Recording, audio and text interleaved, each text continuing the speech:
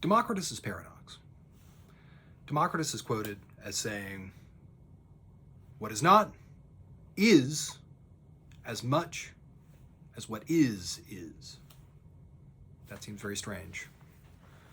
But the thought behind Democritus's paradox is the thought of the void.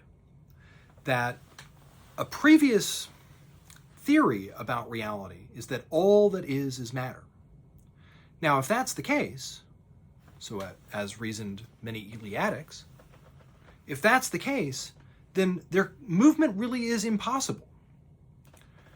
Reality, if something's going to move, something's always going to be in something's way. Reality effectively is a giant traffic jam. Democritus's hypothesis is that there is a nothing, a void, an emptiness, and that is as real as the matter that occupies that emptiness and moves around in it. The crucial thing for Democritus, then, is that what is and what isn't both are. And that explains why change is possible for something to be and then not be. Being and not being in some ways have to have a similar kind of seat at the table of being. That seems very strange. And that again is the paradox. But notice again, and the important thing about Democritus's paradox is that it's a solution to, you might say, the traffic jam of being problem. That if everything that is matter, there's no place for anything to move to. Now, the crucial thing for Democritus then is then to be able to say where that vacuum, where that void is. And because it seems that if you're a kind of materialist, you think that the void is nowhere. You don't see it anywhere. Even in empty boxes, there's still air in there. Where is the void? This again is where, you might say, the two levels thesis is most important. That reality, that the voids that there are places that are so small that we can't see it. And in fact, the matter inside of those voids is so small that we can't see it.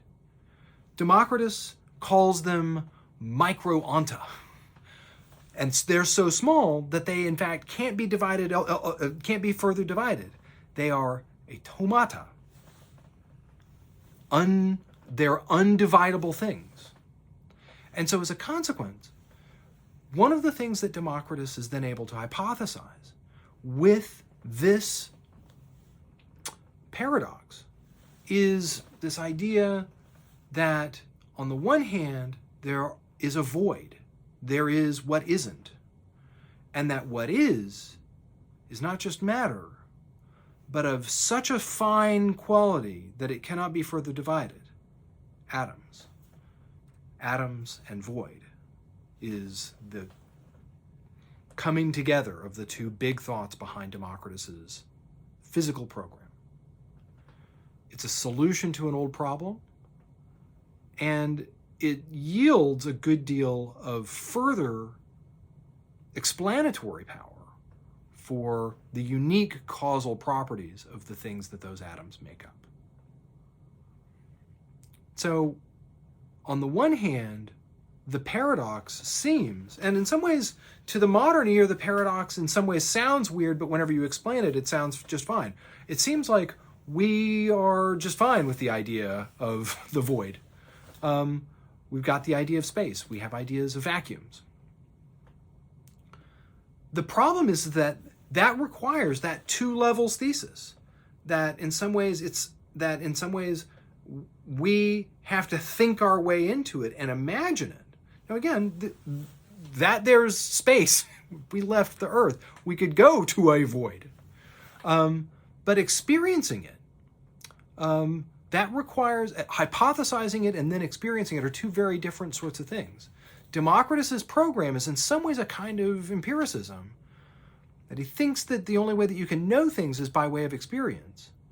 But he's made an hypothesis that is, you might say, a product of reason, a kind of inference to the best explanation. If everything were matter, we would have a traffic jam of reality, a traffic jam of being. We don't have a traffic jam of being, so what is not is as much as what is is.